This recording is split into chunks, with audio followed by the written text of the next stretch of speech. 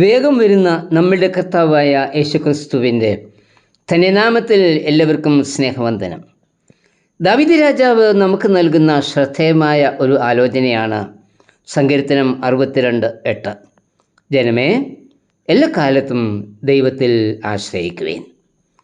എല്ലാ കാലത്തും, അതായത് അഭിവൃദ്ധിയുടെയും ദാരിദ്ര്യത്തിൻ്റെയും സമയത്തും, ആരോഗ്യാവസ്ഥയിലും രോഗാവസ്ഥയിലും, സന്തോഷവേളകളിലും സന്താപകാലത്തും, പകലിലും രാത്രിയിലും എല്ലാം ദൈവത്തിൽ ആശ്രയിക്കണം എന്നാണ് ദാവീദ് പറയുന്നത്.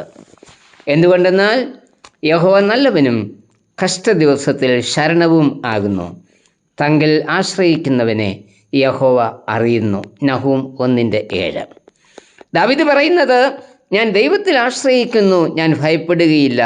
സങ്കീർത്തനം 56:3. ദൈവത്തിൽ ആശ്രയിക്കുന്നവർക്ക് ഒന്നിനെയും ഭയപ്പെടേണ്ടതില്ല. കഴിഞ്ഞ ദിവസത്തെ പ്രഭാത ചിന്തയിൽ ഈ ആലോചന പങ്കുവെക്കുകയുണ്ടായി. യഹോവയിൽ ആശ്രയിക്കുന്നവരെക്കുറിച്ച് സങ്കീർത്തനം 125:1 പറയുന്നത്, യഹോവയിൽ ആശ്രയിക്കുന്നവർ കുലുങ്ങാതെ എന്നേക്കും നിൽക്കുന്ന സിയോൻ പർവ്വതം പോലെയാകുന്നു.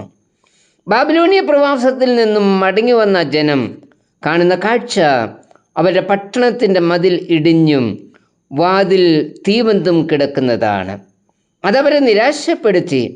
എന്നാൽ അടുത്തു തന്നെ കുലുങ്ങാതെ ഉറച്ചു നിൽക്കുന്ന സിയോൻ പർവ്വതത്തിൻ്റെ കാഴ്ച അവരെ ചിന്തിപ്പിച്ചു. അവർ പറഞ്ഞു, യഹോവയിൽ ആശ്രയം വയ്ക്കുമെങ്കിൽ സിയോൻ പർവ്വതത്തെ പോലെ ഉറച്ചു നിൽക്കുവാൻ നമുക്ക് കഴിയും. നമ്മെ കുലുക്കുന്ന അനേക സംഭവങ്ങളാണ് മുൻപിൽ അരങ്ങേറിക്കൊണ്ടിരിക്കുന്നത്. 2023 ഒക്ടോബർ 7 ഇസ്രായേലിൽ അതിക്രമിച്ച് കടന്ന് ഹമാസ് തീവ്രവാദികൾ നടത്തിയ മിന്നലാക്രമണത്തെ തുടർന്നുണ്ടായ പാലസ്തീൻ ഇസ്രായേൽ യുദ്ധം ലോകത്തെ മുഴുവൻ പിടിച്ചുകുലുക്കിയ സംഭവമായിരുന്നു. ഗാസയിൽ സർവ്വതും നശിപ്പിക്കപ്പെടുകയും കൊല്ലപ്പെടുന്നവരുടെ എണ്ണം അനുദിനം വർദ്ധിക്കുകയും ചെയ്തതോടെ ലോകം രണ്ട് പക്ഷമായി തിരിഞ്ഞു. ഇപ്പോഴും ഭയന്ന് ഓടിക്കൊണ്ടിരിക്കുന്ന പാലസ്തീൻ ജനതയ്ക്ക് മുൻപിൽ സമാധാനത്തിൻ്റെ വഴി തെളിയുമോ? ഈ വിധ സാഹചര്യങ്ങളിൽ ആയിത്തീരുമ്പോൾ കുലുങ്ങാതെ ഉറച്ചു നിൽക്കുവാൻ സഹായിക്കുന്നത് ദൈവത്തിലുള്ള ആശ്രയം മാത്രമാണ്. പട്ടാളത്തിൽ ഉദ്യോഗസ്ഥനായിരുന്ന ജോസഫ് സ്ക്രീവൻ രോഗിയായി തീർന്നതിനെ തുടർന്ന് പട്ടാളത്തിൽ നിന്ന് പിരിഞ്ഞു പോകേണ്ടി വന്നു. അല്പരോഗശമനമുണ്ടായപ്പോൾ വിവാഹിതനാകുവാൻ തയ്യാറായി. എന്നാൽ വിവാഹം ചെയ്യുവാൻ തീരുമാനിച്ച് തിരഞ്ഞെടുത്ത പ്രതിശ്രുത വധു വിവാഹത്തിന് മുൻപ് മുങ്ങി മരിച്ചു. വീണ്ടും നാളുകൾക്ക് ശേഷം ഉറപ്പിച്ച വിവാഹത്തിൽ നിന്ന് വധു പിന്മാറി. ഈ രണ്ട് സംഭവങ്ങൾ സ്ക്രീവനെ പിടിച്ചുകുലുക്കി. നിരാശനായി സ്ക്രീവൻ ഒരു പാർക്കിൽ ഇരിക്കുമ്പോൾ ആരോ അരികിൽ നിന്ന് തന്നെ തലോടുന്നതായി തോന്നി. സ്ക്രീവൻ യേശുവിൻ്റെ സാന്നിധ്യം അനുഭവിച്ചറിഞ്ഞു. തൻ്റെ നിരാശ മാറി. ചില വാക്കുകൾ തൻ്റെ ഉള്ളിൽ നിന്ന് പുറത്തേക്ക് വന്നു. What a friend we have in Jesus. എന്ത് നല്ലൊരു സഖി യേശു എന്ന 303 കീർത്തനമാണ് ഈ സമയത്ത് അദ്ദേഹത്തിൻ്റെ ഹൃദയത്തിൽ നിന്ന് ഉടലെടുത്തത്. മനുഷ്യ പ്രയത്നങ്ങൾ നമ്മെ നിരാശയിൽ ആഴ്ത്തുമ്പോൾ യഹോവയിലുള്ള ആശ്രയം നമ്മെ ബലപ്പെടുത്തുന്നു. ബക്കിംഗ്ഹാമിൽ ഒരു മെക്കാനിക് ജോലി ചെയ്യുവാൻ നിവൃത്തിയില്ലാതെ രോഗാവസ്ഥയിൽ മരിച്ചു. വിധവയായ ഭാര്യയും 6 വയസ്സുള്ളൊരു മകനും മാത്രം ശേഷിച്ചു. നിത്യവൃത്തിക്ക് യാതൊരു വഴിയുമില്ലാതായി. ഈ സമയം ഒരയൽക്കാരൻ ഭർത്താവ് ജീവിച്ചിരിക്കുമ്പോൾ കടം വാങ്ങിയ ഒരു നല്ല സംഖ്യ കൊടുക്കുവാനുണ്ടെന്ന് പറഞ്ഞ് വിധവയെ സമീപിച്ചു.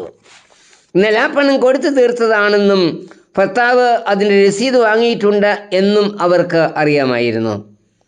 എന്നാൽ ആ രേഖ കണ്ടെത്തുവാൻ അവർക്ക് സാധിച്ചില്ല. അയൽക്കാരൻ പലതവണ തുക ആവശ്യപ്പെട്ടുകൊണ്ട് വീട്ടിൽ കയറി ഭീഷണിപ്പെടുത്തുമായിരുന്നു. വിധവ ദൈവത്തോട് നിലവിളിച്ചുകൊണ്ടേയിരുന്നു. എന്ത് ചെയ്യണമെന്ന് അവർക്കറിയില്ലായിരുന്നു. ഒരു ദിവസം ഒരു ഭംഗിയുള്ള ചിത്രശലഭം മുറിക്കുള്ളിലേക്ക് പറന്നു വന്നു. കുട്ടി അതിനെ പിടിക്കുവാൻ ശ്രമിക്കുമ്പോൾ ആ ചിത്രശലഭം പണിയായുധങ്ങൾ സൂക്ഷിച്ചിരുന്ന ഷെൽഫിൻ്റെ പിൻപിൽ മറഞ്ഞു. കുട്ടിയുടെ നിർബന്ധത്തിന് മുൻപിൽ ചിത്രശലഭത്തെ പിടിപ്പാനായി ഷെൽഫ് അല്പം മാറ്റി. അപ്പോൾ ഒരു കടലാസ് താഴെ വീണു.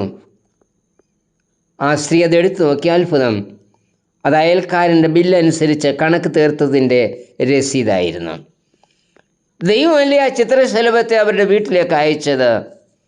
യഹോവയിലുള്ള ആശ്രയം അവരുടെ സങ്കടത്തെ മാറ്റി. ഷിക്കാഗോയിലുണ്ടായ ഒരു അഗ്നിബാധയാൽ മൂഡിക്ക് തനിക്കുള്ളതെല്ലാം വെന്തുപോയി. ഇതറിഞ്ഞൊരു സ്നേഹിതൻ അദ്ദേഹത്തോട് ചോദിച്ചു, മിസ്റ്റർ മൂഡി, സകലവും നഷ്ടപ്പെട്ടു അല്ലേ? അതിന് ഭക്തനായ മൂഡി ഇപ്രകാരം മറുപടി പറഞ്ഞു, ഇല്ല, എല്ലാം നഷ്ടപ്പെട്ടിട്ടില്ല. എനിക്ക് കർത്താവ് നഷ്ടപ്പെട്ടിട്ടില്ല, അവൻ കൂടെയുണ്ട്. അതെ, കർത്താവ് കൂടെയുള്ളതിനാൽ അവനിൽ ആശ്രയിച്ച് പ്രതികൂലങ്ങളിൽ പതറാതെ നമുക്കും മുന്നേറാം. കർത്താവേ, എല്ലാ കാലത്തും നിന്നിൽ മാത്രം ആശ്രയം വെച്ച് മുൻപോട്ട് പോകുവാൻ എന്നെയും സഹായിക്കണമേ. ആമേൻ.